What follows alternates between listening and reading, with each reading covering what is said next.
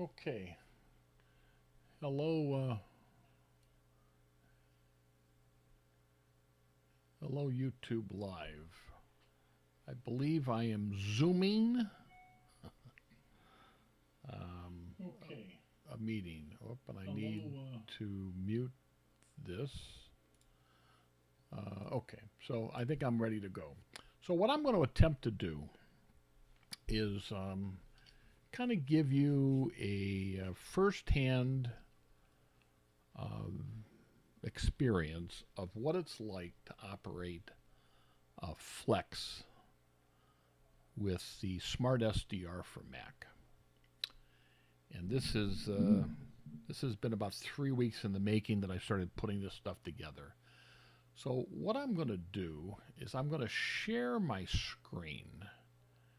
Rather than you having a video of me, you're going to see the computer screen, and I'll be able to walk you through what I'm able to do. So I'm going to do this. I'm going to say share, and yeah. So this is what we've got. I'm going to get this out of the way.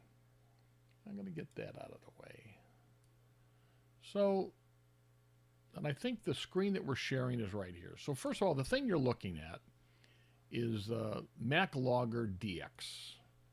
Now K6XC told me about this.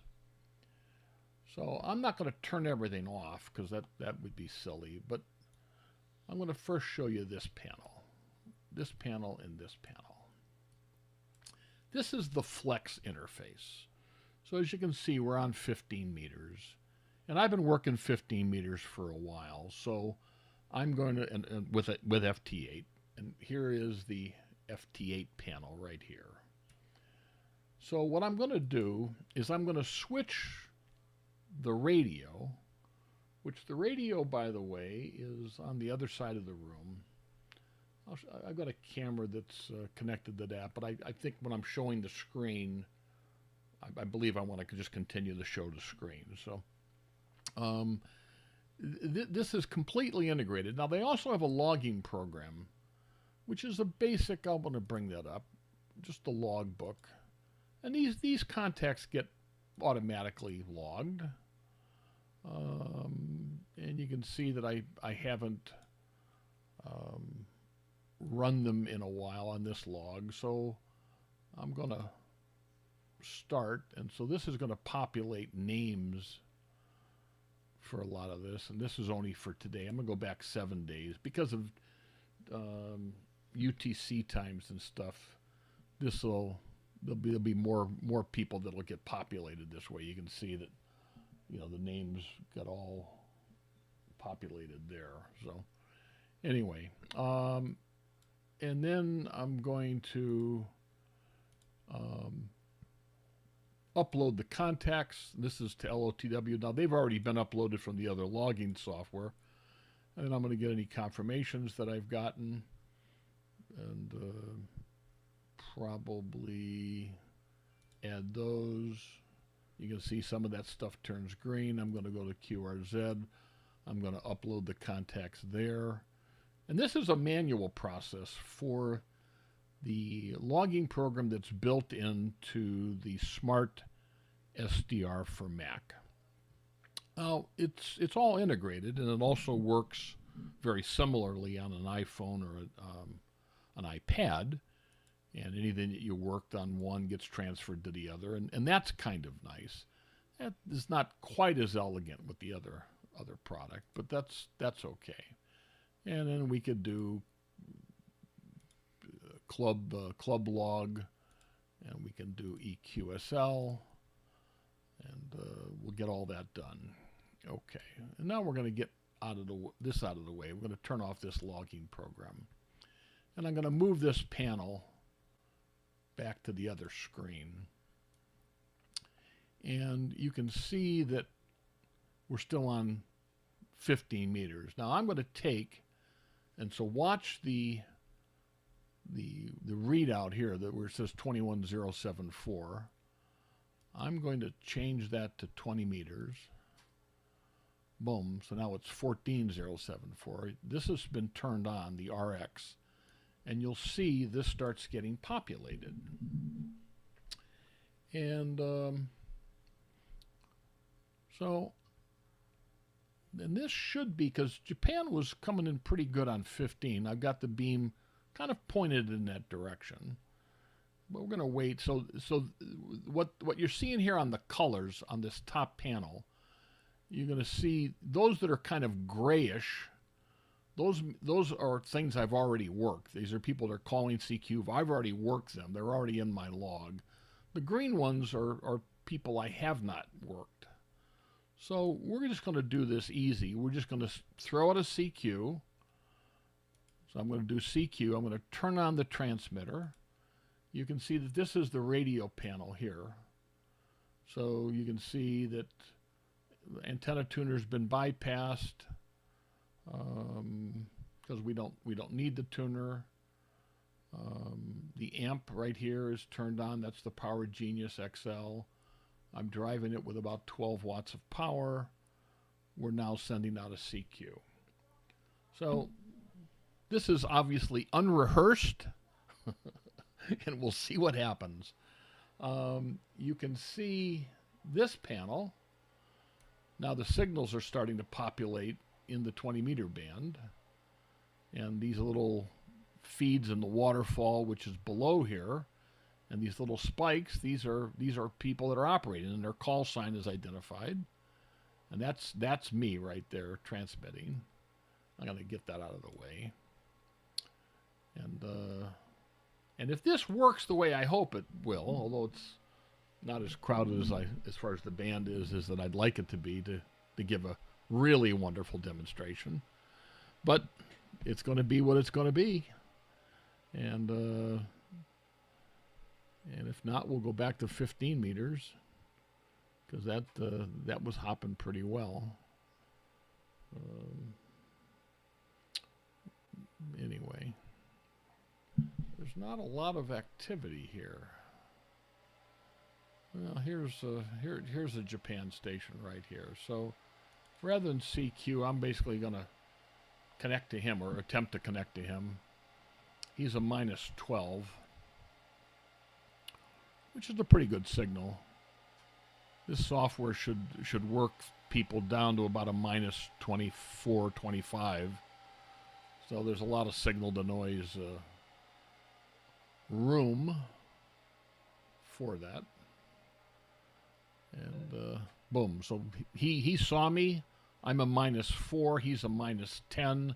So I'm 6 dB better than he is, but I'm running a little bit of power. I'm about 350, 400 watts right now. So it's going to go through a little exchange of a conversation.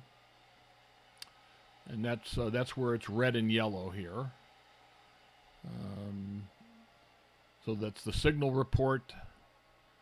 That's the first thing that gets transmitted back and forth. And then we're saying 73s to each other, or 73, singular. There's no plural 73. There's no S's, because it means regards, and it's already plural. And of course, I've had people drill that into me since I was young, young ham anyway. And you're going to see what happens here. So the QSO finished. Boom, this guy popped up right here. So this is the station we just worked. Now, these obviously are not the antennas that he used, and this is probably superimposed. It's on some mountain. But we could go here to his QRZ page. We're going to open that up. So here's this QRZ page. This guy's a big DXer. He's got all his awards. So, the Japanese really are unbelievable as far as how competitive they are. But it's it's a beautiful thing. And So we're going to get rid of that. Now we're going to go back here to the, not to there, get the calendar out of the way. And we're going to try to do just another CQ. And see if there's anybody else here on 20 that I haven't already worked. Because typically, if on FT8, if you've worked the guy once on a particular band, you probably don't.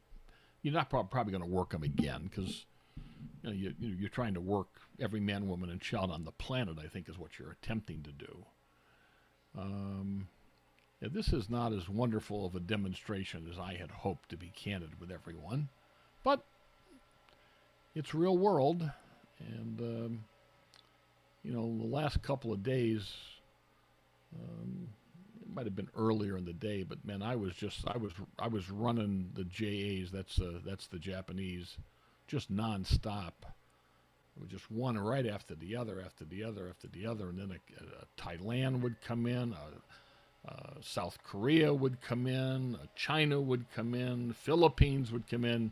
You can see that all these stations, there's 954 of them. I have worked all these guys since about the 15th or so of last month. So it's only been 3 weeks or so. Yeah, there's not much activity on 20. I'm going to go back to 15. Oop. And that didn't like something. Let's see. That didn't like, everything just crashed. SmartSDR just quit. Let's see if we can start it up again. Okay. Okay. All right, so here's the panel back. I don't have any idea what happened. We're going to bring the FT8 panel back. And it might have just ran out of memory, because I'm live streaming also. So now we just turned on the receiver on 15 meters. So you can see this blue thing scanning across the top of the panel. That basically, and it takes typically a couple of cycles, scan cycles, and it's scanning 21074, and it's scanning about 3 kcs worth of bandwidth. And of course, if we don't get some stations popping up here in green, we'll just end the live stream. And the demonstration was not as active as I would have hoped. But that's okay. I think most people get the idea. I mean, this truly is an unbelievable.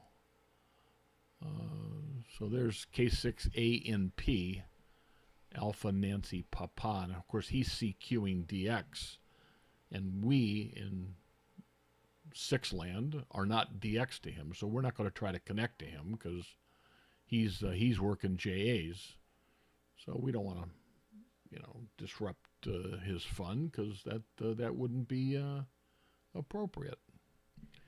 Anyway, so I'm going to stop sharing the screen right now, because there's nothing else to look at. So there's the station right here. Let me turn on some light.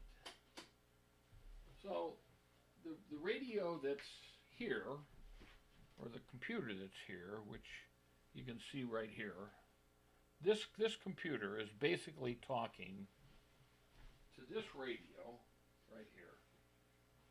Hang on, let me get on this side. To this radio, which in turn is connected to this power amp, which in turn is connected to an antenna on the house, and it's transmitting the signal out. And that's the way it works. So, Yeah, the 15 meter band is completely dead. But that is what it is. I'm going to go back to 20. Now you won't see this. If there's activity, I'll bring the screen back up. And we'll see what happens.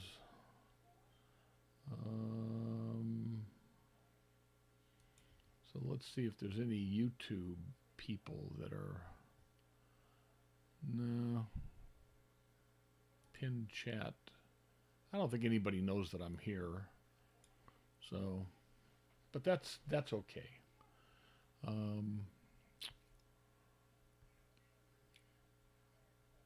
So here's a guy in Alaska. Let's, I'm going to basically share this screen again. And you can see the guy in Alaska right here. So we're going to try to work him. And antennas kind of, and there's a guy in Ecuador, he's a -13. So 20 is starting to light up a little bit. So this is KL1IN.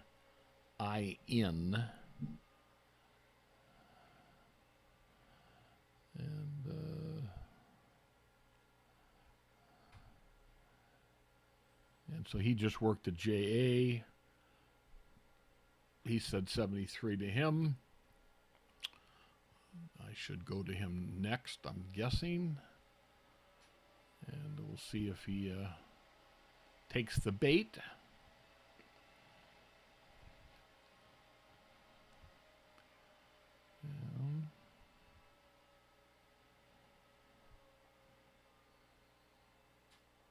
So I've been at this now for a couple of 3 weeks. So there's a lot of these stations I've worked, and I have the filter on right up here. And so what I filter is don't show me dupes, which means if I've already worked the guy, don't show it to me again, because, you know, I don't want a bunch of duplicates in my logs, because, you know, I'm trying to work all states. I just worked all continents. I just got confirmation for Africa today. So that's up on my QRZ page. That's the K6BIV QRZ page, QRZ.com. Although anybody that's a ham would certainly know what QRZ is. And so this guy, so let's try the guy in Ecuador. Again, our antenna's not pointed at him, but he's kind of coming off the back of it. It's got a -13, which is a pretty good signal. And let's just see what happens. So, you know, I had a pile up last night. I probably worked 30 or 40 guys within, I don't know, maybe 75, 80 minutes. And, of course, that's when I should have done the live stream. But that's not the way it happened. But anyway, yeah, this isn't going to work either. And I don't want to turn the antenna around, because the stuff in South America is kind of going away. So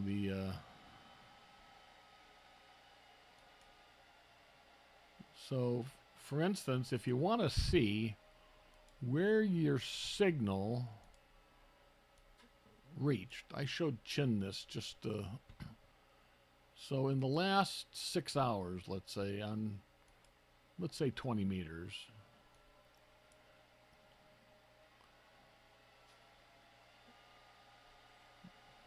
This is where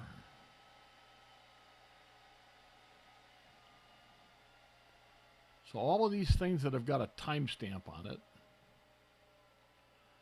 Those are all stations that heard me either 11 minutes ago, 4 hours ago, 2 hours ago, all around the world. Now that doesn't mean I necessarily work them or talk to them, but they saw my signal.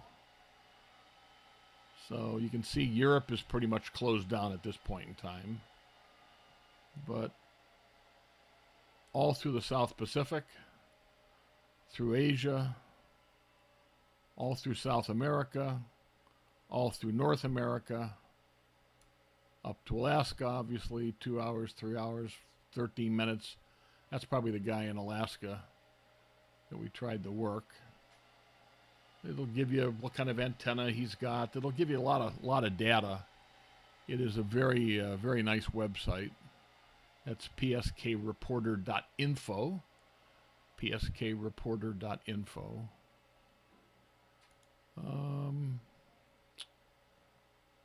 So that's it. I'm gonna conclude this. We're gonna stop the sharing, and then we're gonna stop the video. Anyway, bye everybody. I hope you enjoyed this.